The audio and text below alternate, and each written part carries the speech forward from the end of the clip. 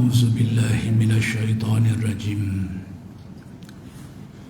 بسم الله الرحمن الرحيم. الحمد لله رب العالمين وبه نستعين. اللهم صل على سيدنا محمد النبي الأمي وعلى آله وصحبه وسلم. رب اشرح لي صدري ويسر لي أمري واحلل عقدة من لساني يفقه قولي ولا حول ولا قوة إلا بالله العلي العظيم. إلهي أنت مقصودي ورضاك مطلوبي، أعطني محبتك ومعرفتك. السلام عليكم ورحمة الله وبركاته. الحمد لله والشكر لله wassalatu wassalamu ala rasulillah, amma ba'du. Pertama sekali kita bersyukur kehadirat Allah Subhanahu wa ta'ala yang telah mengurniakan kepada kita nikmat-nikmat yang sangat banyak, yang tidak terhitung jumlahnya, zahir dan batin. Mudah-mudahan segala nikmat-nikmat itu sentiasa dikurniakan kepada kita dan dijadikan kita orang yang mensyukuri nikmat, dan dengan sebab syukur kita ditambah lagi kurnia-kurnia yang lain oleh Allah Subhanahu wa ta'ala. Dan insya-Allah pada malam ini akan diteruskan lagi pengajian kitab Sairus Salikin karya Syekh Abdul Samad Al-Palembani rahmatullah alaih.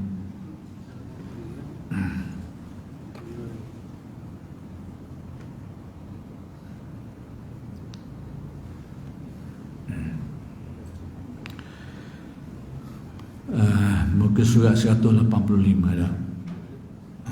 Baik, sebelum ni baik ketiga, baik. Seperti itu seperti yang disebutkan oleh Al-Arif Billah Al-Kamil Al-Mukammil Sayyidi Syekh Abdul Ghani An-Nabulsi.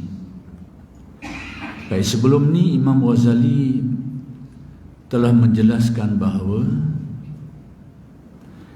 iaitu sekiranya seseorang tu dia ada memiliki atau menguasai ilmu syariah yang zahir, yakni ilmu usuluddin, asas-asas usuluddin itu dia tahu, kemudian ilmu fiqh, asas-asas fiqh yang berkaitan kewajipan-kewajipan agama dia pun tahu, dia belajar benda tu.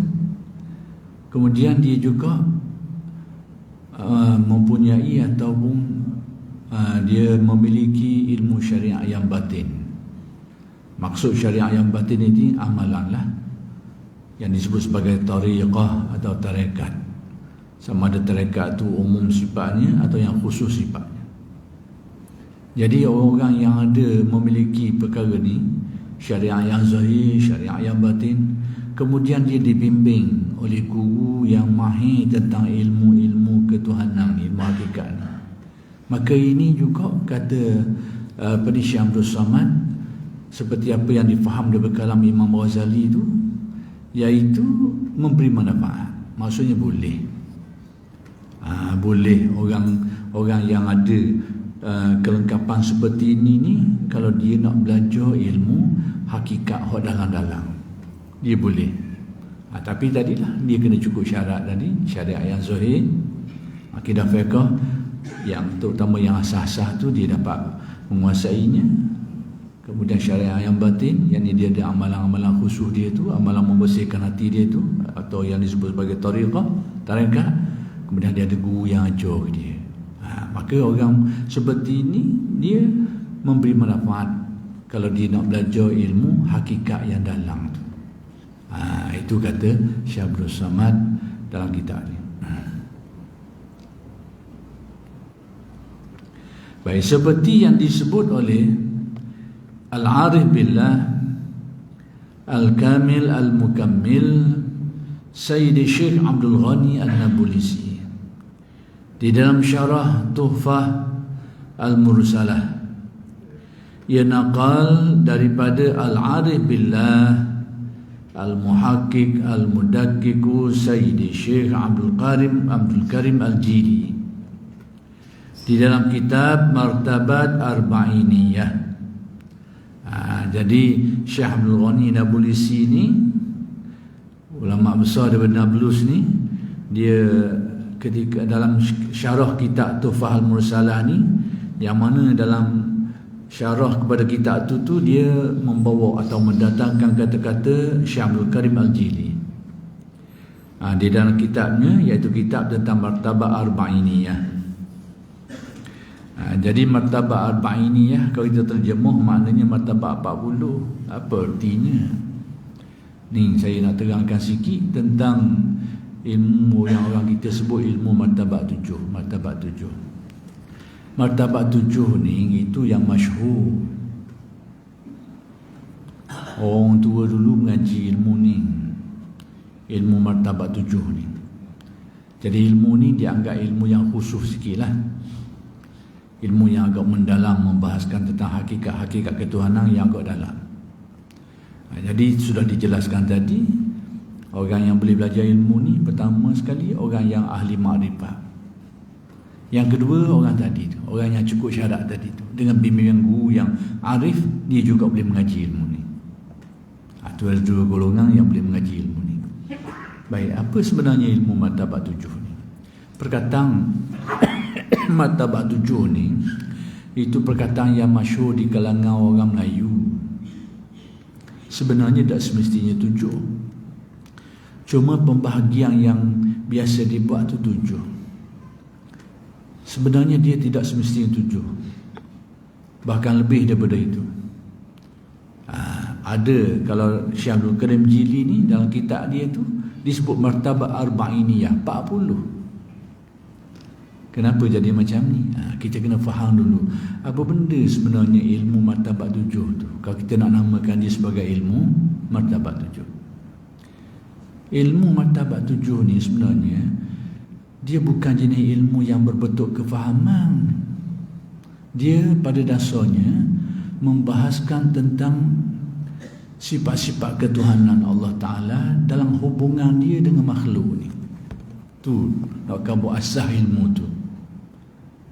Dia membahaskan tentang sifat-sifat ketuhanan, tentang zat Tuhan dan sifat-sifat dia dan hubungan dengan makhluk ni, hubungan dengan makhluk, taklukan, kaitan dia dengan makhluk. Itu ilmu tu.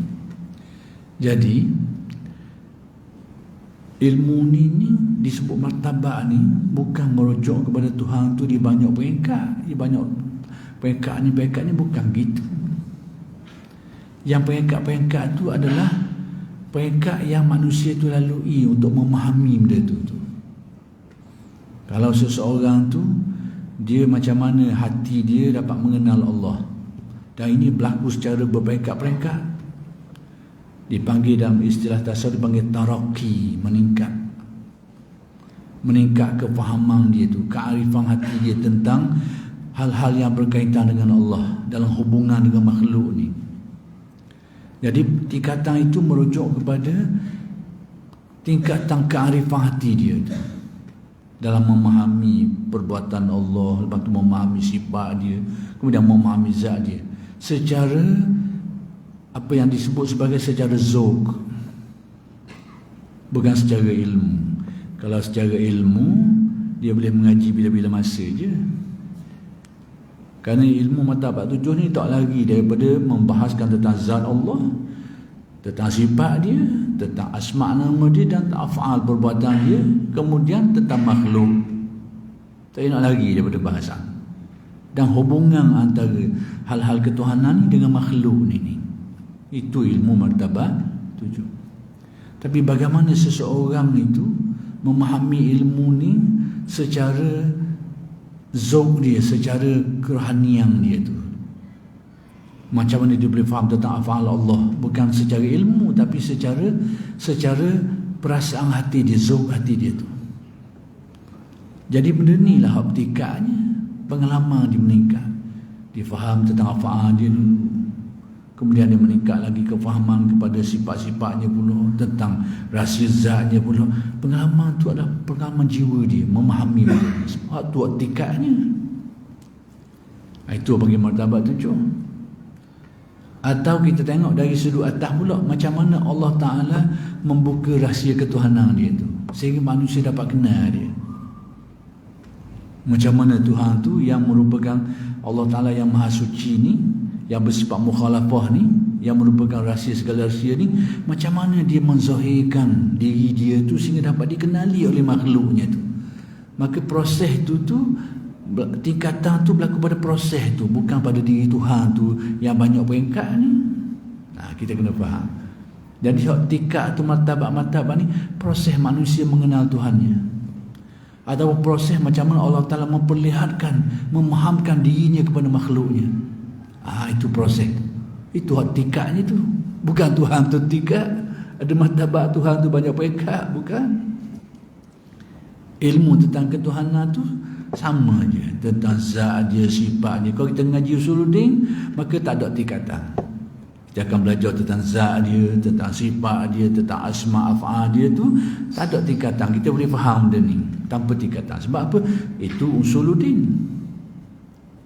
Tapi nak menyelami tentang rahsia ni secara tasawuf, maka adalah tingkatan tu. Jadi tingkatan tu orang bagi martabat 7, istilah orang Melayu. Macam mana jiwa manusia meningkat kearifan dia tu dalam memahami hal-hal ketuhanan, tentang perbuatan, tentang sifat dan rasa zat dia tu. Itu tingkatnya jiwa kita ni, peningkatan yang kita capai. Atau bagaimana Allah Ta'ala memahamkan kita sedikit demi sedikit tentang rahsia ketuhanan dia tu.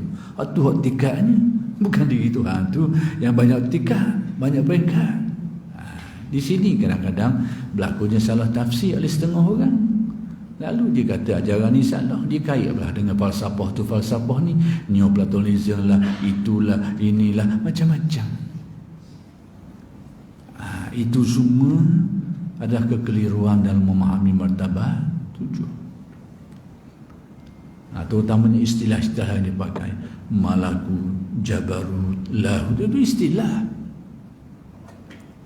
Tapi yang nak beritahunya, bagaimana manusia dapat memahami kearifan manusia itu, dapat mencapai tentang makna-makna ketuhanan Allah. Itu ilmu martabat 7.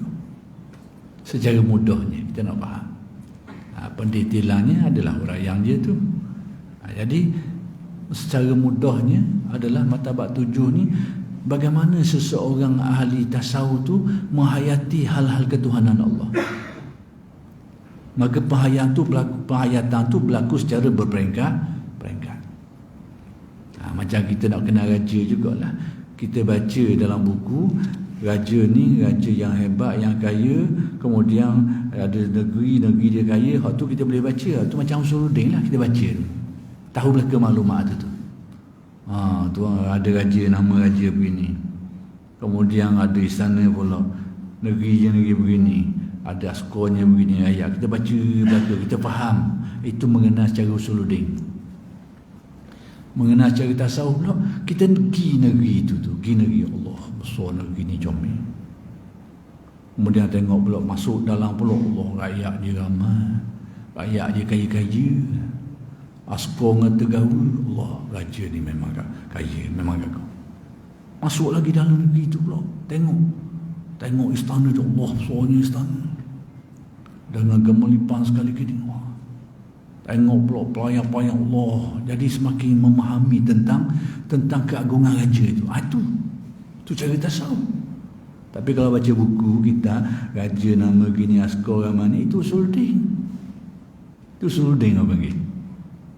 Itu nak baca martabat 7. Bagaimana seorang sufi itu menghayati tentang kearifan tu, mengenai kearifan tentang hal-hal ketuhanan tu. Itu pengalaman tu, tingkat tu. Ada pengetahuan tentang ketuhanan tu, kita belajar, fahamlah. Tapi penghayatan dia tu, bagaimana Allah Ta'ala menzahirkan rahsia ketuhanan dia itu, sehingga seseorang hari itu dapat memahami secara yang lebih mendalam. Itu dia sebenarnya ilmu martabat 7. Itu je sebenarnya, bukan pelik. Cuma orang kita dulu dia cakap secara teruskan ilmu martabat 7, hidup kapur martabat 7. Jadi yang kat ilmu ni ilmu eksklusif lah. Padahal sebenarnya memanglah ada bahagian dalam dia tu. Tapi sebenarnya ilmu ni kalau kita belajar bukanlah ilmu payah sangat. Cuma kena ada guru yang mahir lah. Macam Syekh Abdul Samad Kabul tadi lah. Orang ni dia dasar ilmu fiqh, akidah fiqh, kemudian dia ada amalan tarekat dia tu, lepas tu ada guru mahir. Bolehlah dia mengaji ilmu ni. Tu bendanya. Jadi kita nak menjelaskan supaya kita faham sebenarnya ilmu martabat tu. Kena faham tak? Penghayatan usuluddin tu. Memahami usuluddin itu usuluddin lah, akidah lah. Tapi menghayati secara zauq itu martabat 7. Kita nak kenal raja macam tadi lah, kita nak kenal raja secara keseluruhan pengetahuan, kita baca buku, baca sepintas lalu reti lah. Sama lah kita mengenal Allah dengan cara usuluddin, gitulah. Dia belajar tentang zat, tentang sifat, asma' af'al dia, kenal. Tapi macam mana kita nak menempuh penghayatan tu? Kita nak pergi sendiri ke negeri raja tu. Pergi masuk negeri dia tu. Jumpa bahasa yang menunjukkan kepada kehebatan dia tu. Akhir sekali temu dengan raja tu. Itu contoh martabat 7. Jadi kalau kita belajar baca maklumat, itu contoh mengenal Allah secara usuluddin. Kalau kita baca tahu dah raja ni nama ni duduk sini, tahu lah ke dah. Tapi pergi tak jumpa lagi. Jumpa negeri dia dulu, tengok. Jumpa askar dia dulu, rakyat dia dulu. Semakin ternampak Allah memang raja ni memang raja agung. Raja agung lah. Kita tengok, lepas tu pergi lagi semakin nampak, semakin jelas. Itu maksud ilmu martabat 7 secara mudah. Jadi sebenarnya kesimpulan mudahnya ilmu martabat 7 ni, saya nak khabar kesimpulan. Pertama sekali, martabat 7 tu nama yang diberi oleh orang Melayu. Dan proses peningkatan tu sebenarnya tidak semestinya 7. Cuma 7 tu pembahagian yang biasa orang buat, yang ghalib dibuat. Yang kedua, ilmu martabat 7 ni adalah penghayatan kepada akidah tauhid kita yang berkait dengan zat Allah, sifat Allah, asma' dia, af'al perbuatan dia tu, dan makhluk dia ni. Macam mana benda tu difahami secara tasawuf, bukan secara usuluddin. Kalau kita faham secara pengajian, usuluddin. Faham secara kerohanian, tasawuf. Itu bagi martabat 7 secara mudahnya. Itu tamsilan mudah yang dapat saya berikan lah, supaya kita tidak keliru, supaya tidak kita kaitkan ilmu ni begitulah, beginilah, macam-macam. Baik, sekarang jadi Syekh Abdul Ghani Nabulsi ni dia menakalkan kata-kata Syekh Abdul Karim Al-Jili dalam kitab Martabat Arba'iniyah. Arba'in itu maksudnya 40, bukan 7, 40. Martabat 40. Jadi nama martabat 40 ke 7 ke itu bergantung pada huraian. Yang huraian pecah 7 jadi 7, yang pecah 40 jadi 40. Ada yang pecah lain daripada itu lagi. Tapi nak kata dia proses bagaimana manusia ini meningkat kearifan hati dia tu dalam memahami rahsia ketuhanan. Itu sebenarnya martabat 7.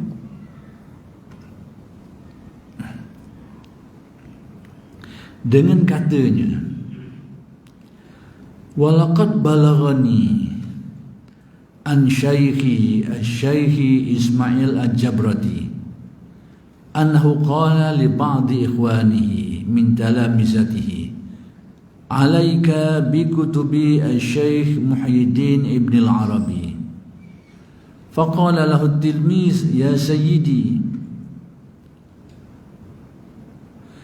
in ra'aita an asbira hatta yaftaha Allahu alayya bihi min haythul fahmu. Faqala lahu Syekh innal ladhi turidu an tasbira lahu huwa ainu ma zakarahu al-Syekh laka fi hadhihi al-kutub. ertinya.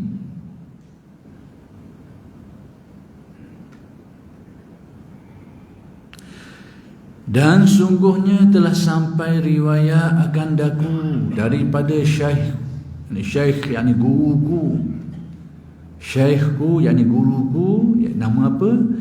Syekh Ismail Al-Jabrati, bahawasanya ia berkata bagi setengah saudaranya daripada tilmiznya, yakni guru dia tu namanya Syekh Ismail Al-Jabrati. Syekh Ismail Al-Jabrati ni dia telah berkata kepada murid-murid dia, ikhwan-ikhwan ni yakni rakan-rakan di kalangan murid-murid dia lah. Baik, apa yang dia kata? Dia kata ke murid-murid dia tu, lazimkan olehmu dengan mutalaah dan mengaji akan segala kitab pada bicara ilmu hakikat karangan Syekh Muhyiddin Ibnul Arabi. Tok guru ni pesan, hendaklah kamu mengaji, belajar ilmu hakikat ni yang ada pada kitab-kitab yang dikarang oleh Syekh Muhyiddin Ibnu Arabi. Syekh Ibnu Arabi ni sangat kontroversi. Sejumlah ulama dia antara pro dan kontra. Biasalah di kalangan ulama-ulama ni ada yang suka, ada tak suka, ada setuju tak setuju, tu lumrah lah. Maka Syekh Ibn Arabi ni tokoh yang agak kontroversi. Di antara alim ulama ni ada yang mendokong dia, menyanjung dia dan menganggap dia sebagai wali yang berada pada tahapan yang sangat tinggi martabat kewaliannya. Ada pula di satu golongan yang lain ni yang menolak dia, yang menyalahkannya dan sebagainya. Ada sekelompok kecil yang mengkafirkan dia, ada, tapi jumlahnya kecil. Jadi pendirian alim ulama tetap Ibn Arabi ni ada 3 kelompok. Sebahagian yang mendukung ramai, terutamanya ahli tasawuf lah, mendukung dia, menyanjung dia, menganggap sebagai wali yang agung lah. Tapi ada yang tolak dia, ada yang menyalahkan dia, tak setuju dengan dia. Ini sebahagian ni kelompok-kelompok ahli fiqh lah, tapi tidak semua. Cuma nak khabar ada sekelompok yang mengkafirkan dia. Tak apalah, adalah masing-masing punya pandangan lah. Dia nak kata gitu, dia adalah sang dia lah. Cuma nak khabar inilah keadaannya, bahawa perkara ni menjadi khilaf di antara alim ulama. Maka terserahlah, hak nak setuju dengan dia, setujulah. Ada ulama yang mendokongnya. Hak tak setuju dengan dia, ikut sukalah. Ada ulama hak memang tak setuju dengan dia. Kalau nak ambil satu kelompok kecil yang mengkafirkan dia, lah. Cuma kita ingat, peringatan saja. Dalam bab kafir mengkafir ni kena beringat. Kalau kita kafirkan orang, tak kena, benda tu balik ke muka kita sendiri. Lepas tu kena jaga. Itu dalam hadis Nabi. Kita kafirkan orang dan tak tepat, tak kena, akan balik ke diri kita sendiri. Ni kena jaga-jaga bab ni. Itu peringatan yang Nabi beri, jaga-jaga. Jadi kalau ada orang nak kafirkan dia, lah. Tak ada masalah apa-apa. Ada sekelompok kecil yang buat macam tu. Mungkin ada sudut pandang dia lah, dalil dia lah. Cuma kita nak beritahu itu kedudukannya, bahawa kedudukan alim Ibn Arabi ni begitu di kalangan alim ulama.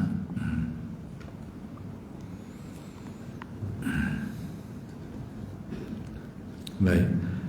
Maka berkata baginya oleh tilmiznya itu, Sayyidi. Jadi murid dia berkata baginya oleh tilmiznya itu. Jadi murid dia bila dia kata macam tu, murid dia pun tanya balik, respon lah, tanya balik semula. Sayyidi, dia kata, guru, wahai guru, dia kata, jikalau engkau lihat bahawa aku sabar hingga membukakan Allah Ta'ala atasku dengan dia daripada sekira-kira anugerahnya akan nur di dalam hatiku yang dinamai ilmu laduni, yakni ilmu hakikat. Baik, maka berkata Syekh, baik, sekarang ni dia kata, murid dia tanya balik, apakah engkau melihat aku ni boleh sabar? Boleh sabar? Sabar macam mana? sampailah ke tahap Allah Ta'ala buka kefahaman kepada aku ni, sehingga aku boleh faham ilmu hakikat yang dicurahkan, yang ditulis oleh Ibn Arabi dalam kitab dia tu. Jadi dia tanya guru, agak mengasah aku ni boleh siapa dah? Wahai guru, agaknya saya ni, aku ni boleh siapa dah? Nak siapa tangga tu. Sebab nak kabarnya mengaji ilmu ni payah sikit. Kau tekun dengan bimbingan yang baik, insya-Allah dapat faham. Cuma murid ni dia tanya guru dia, pandangan guru ni macam mana terhadap dia ni? Aku ni rasa boleh sabar dah agak, sehingga Allah Ta'ala fahamkan aku benda ni. Dia tanya, dia sendiri tak dapat kepastian lah, sehingga dia tanya guru dia, apakah dia ni boleh bersabar? Bersabar sampai Allah Ta'ala fahamkan dia ilmu tu. Baik, maka berkata syekh itu, maka syekh yang ditanya itu, dia kata semula, dia jawab balik. Berkata syekh itu bagi tilmiznya, syekh itu berkata kepada muridnya, bahawasanya yang engkau kehendaki, bahawa engkau sabar baginya, iaitulah kenyataan barang yang disebutkan akan dia oleh Syekh Muhyiddin Ibn Arabi bagimu di dalam segala kitab ini. Jadi dia kata, yang nak sangat, yang mu tanya boleh sabar tak, sebenarnya itulah yang Syekh Ibn Arabi khabar. Maksudnya kena sabar. Kena sabar. Kena sabar mengaji ilmu ni sampai ke tahap Allah Ta'ala fahamkan. Tak ada ilmu mudah tak dunia ni. Tak ada ilmu. Kalau ilmu ni mudah, ramai jadi ahli ulama. Maksud tidak mudah. Lagi ke ilmu tasawuf ke, ilmu fiqh ke, ilmu fiqh pun jangan kata mudah ilmu tu. Kalau buat payah dia payahlah, bahagian mudah lah. Sama juga tasawuf.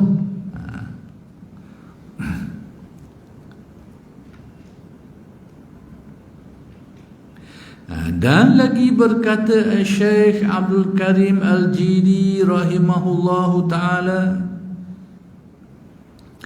وما ورد عن بعض أهل الله من منع بعض التلامذة عن مطالعة كتب الحقيقة فلإشرافه على قصور ذلك المريد عن فهم ما وضع في كتب الحقيقة، لأن قاصر الفهم لا يخلو إما أن يتأول كلامهم على خلاف ما أرادوه فيستعمله فيهلك، أو يضيع العمر في تصفح الكتب بلا فائدة. فنهى الشيخ مثل هذا عن مطالعة الكتب واجب. فنهي الشيخ مثل هذا عن مطالعة الكتب واجب ليشتغل بغيرها مما فيه نفعه. وأما من كان ذا عقل زكي وفهم وتمييز جلي وإيمان قوي فإنه يأخذ من كتبنا كل ما يأخذ وينال منها كل مقصد. Tengok artinya. Dan yang datang daripada setengah ulama ahlillah, yakni ada riwayat, ada cerita daripada sebahagian ulama-ulama ahli makrifat. Baik, apa benda?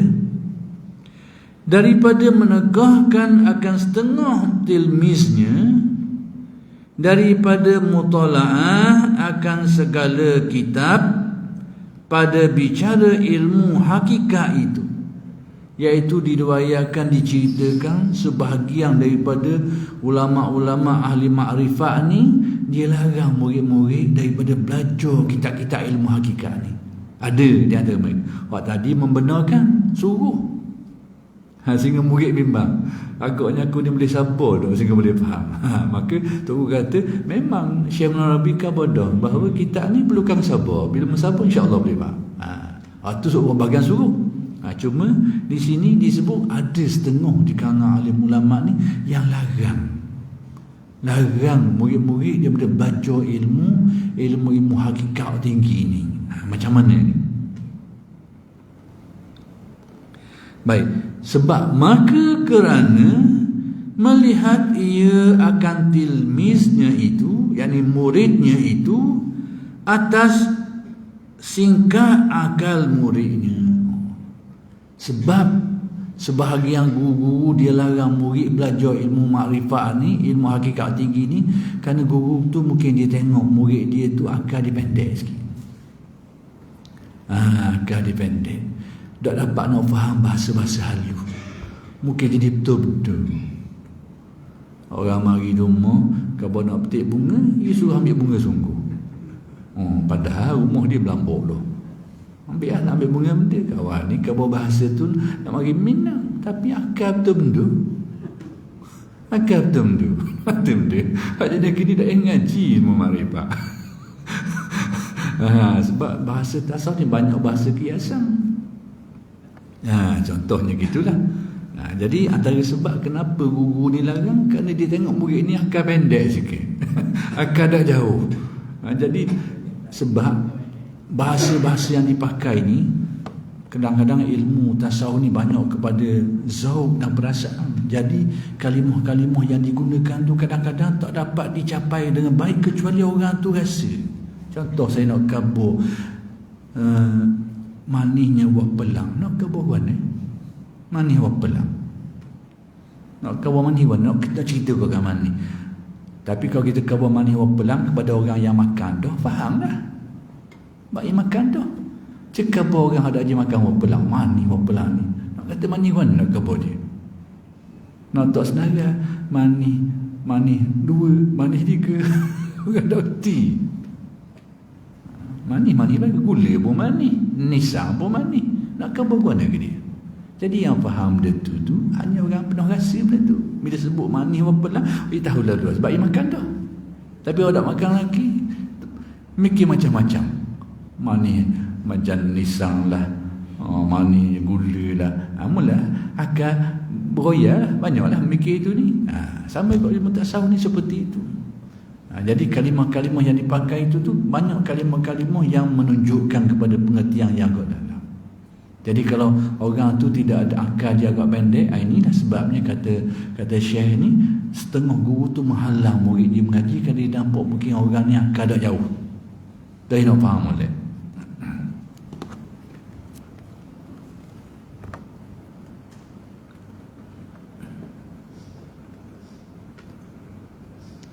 Macam orang tua je kau, dia larang tapi guna bahasa suruh. Pergi makan. Kita ni belum duduk, pergi makan sungguh. Kamu ni kemau pergi makan.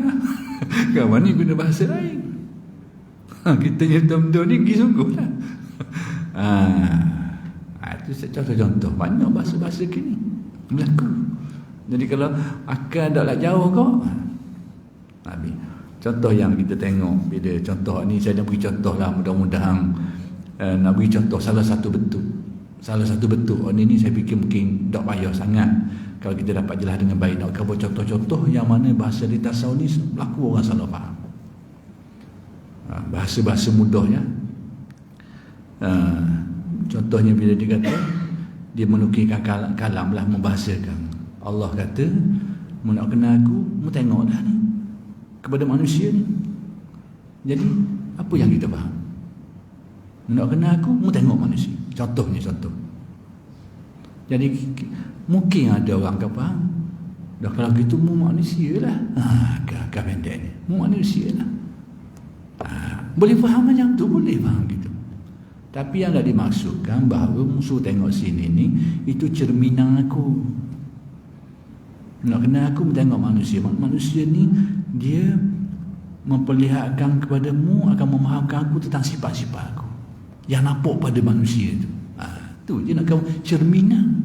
Kita jenis betul-betul manusia rupanya. Sama juga kita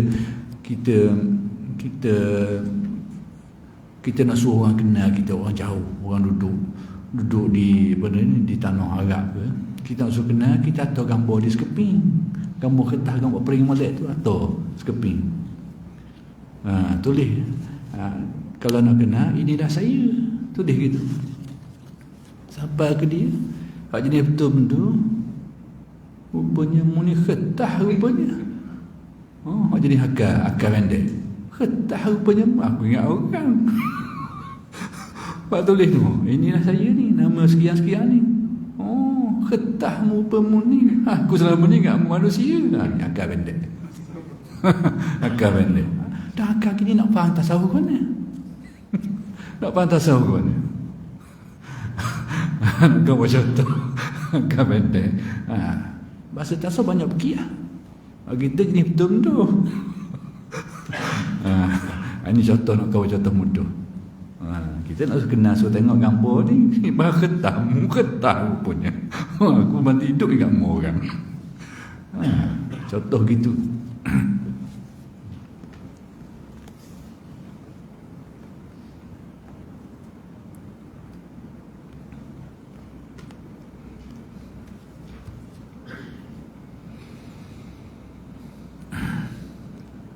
Baik.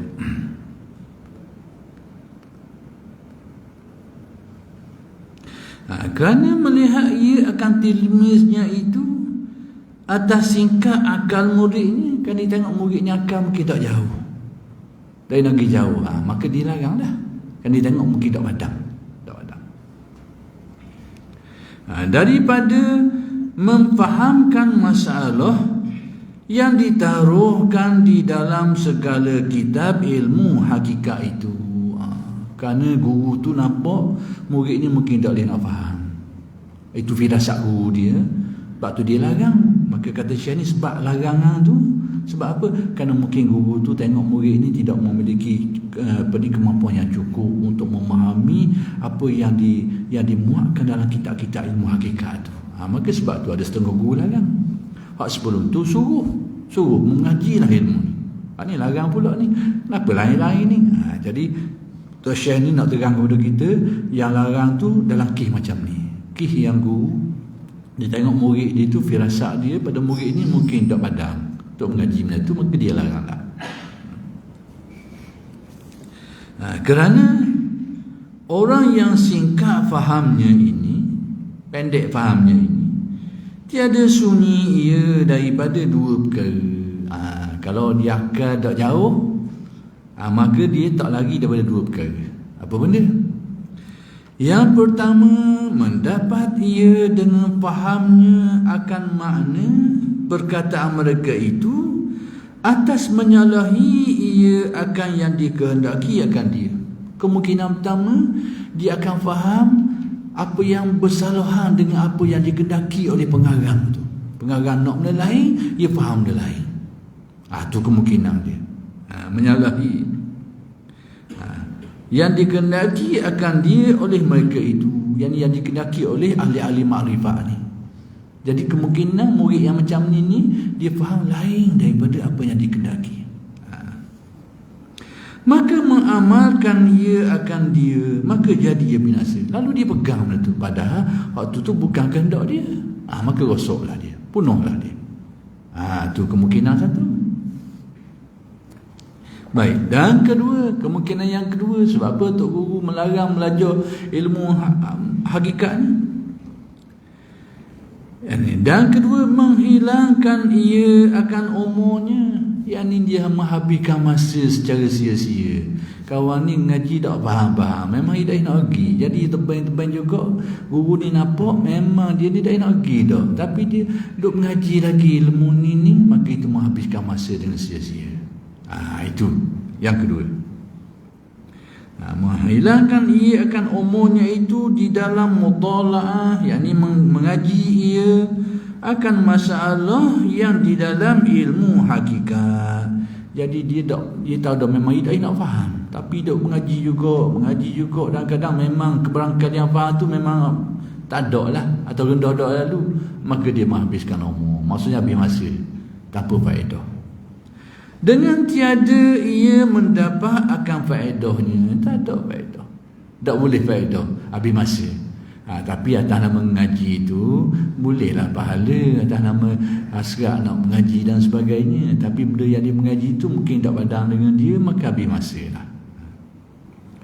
Maka yang demikian itu sia-sia juga.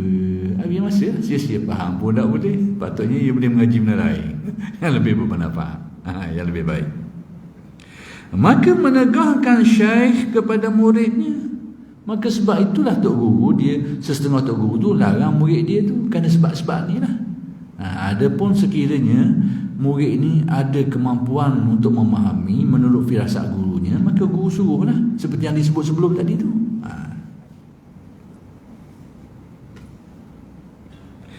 Dengan seumpama ini, dengan murid yang seumpama ini daripada mutalaah, daripada mengaji akan segala kitab yang membicarakan ilmu hakikat itu. Itulah sebab kenapa segolongan ahli makrifat dia larang, ditegur murid dia daripada mengaji, kerana sebab ni, sebab tidak mampu menurut firasat guru tu. Iaitu wajib ditegur. Sebab apa? Kalau dia lah, mungkin dia akan membawa kepada binasa, salah faham dan sebagainya, dan habis masa dengan sia-sia. Maka orang macam ni wajib ditegur daripada mengaji ilmu makrifat, supaya bimbang dengan mengerjakan pekerjaan yang lain daripada yang demikian itu, yang di dalam memberi manfaat akan dia. Supaya apa? Supaya dia ni tidak terlibat dengan perkara yang tidak memberi manfaat ke dia, supaya dia lakukan benda lain yang lebih memberi manfaat kepada dia. Jadi oleh kerana sudah masuk waktu ya.